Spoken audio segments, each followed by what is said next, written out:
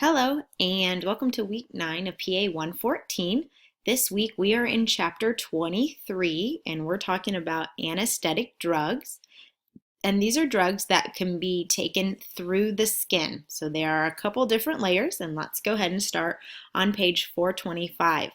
Anesthesia is defined as the absence of feeling, sensation, or pain.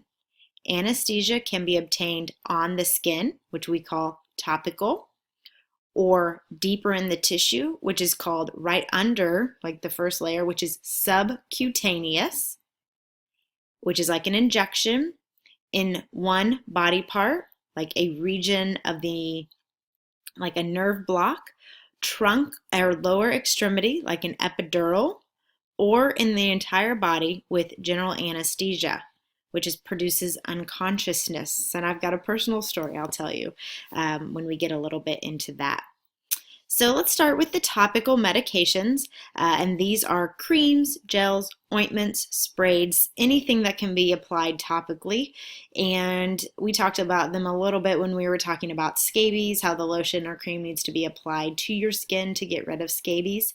And this is something that you could be compounding in your pharmacy if your pharmacy does that. And so the difference between a lotion and a gel is really the water base, the gel that you can see through, or the cream which you can't, or the lotion, the same thing.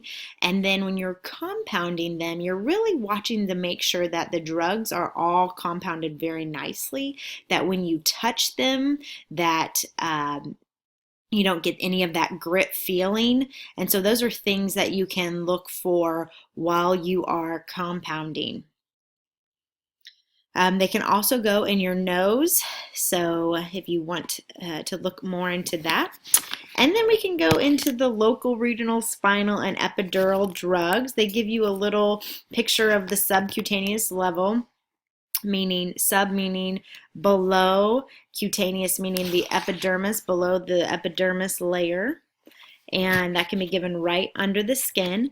These are like your canes, all end in CAIN, procaine, tetracaine, lidocaine, which we hear a lot.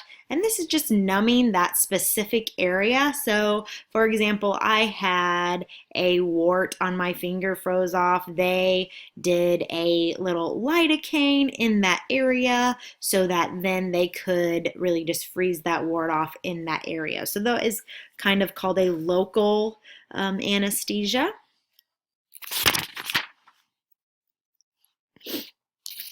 And then when you go into general anesthesia where they need to maybe put you out. So when I was having a baby, I had a couple different anesthesia drugs.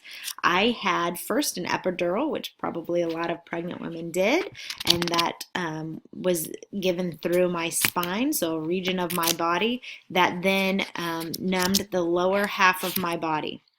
Then that wasn't working, and I needed to go in for surgery to have a C-section, and so I was given a nerve block. And so with an epidural, you can still feel some tingling. The pain is just gone. You can still move your legs and things like that. But with a nerve block, you are basically what they just said, blocking the nerve. So anything that your brain tells your feet to do, it will not do because it just blocks it all together. And then the nerve block was given a little bit too high, and so I wasn't feeling my epidural, and I wasn't feeling my diaphragm, and so I wasn't breathing correctly, and so they put me out in general anesthesia. And the problem with general anesthesia is that you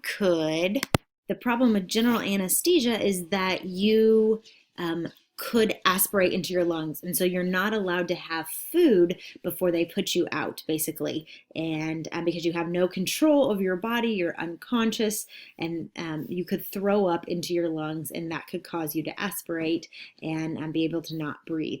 And so usually, and I was the same, I had not had anything to eat for 24 hours probably, and so that's 12 to 24 hours is what they expect with general anesthesia if you have to go under general anesthesia for surgery, shoulder surgery, knee surgery, that kind of stuff.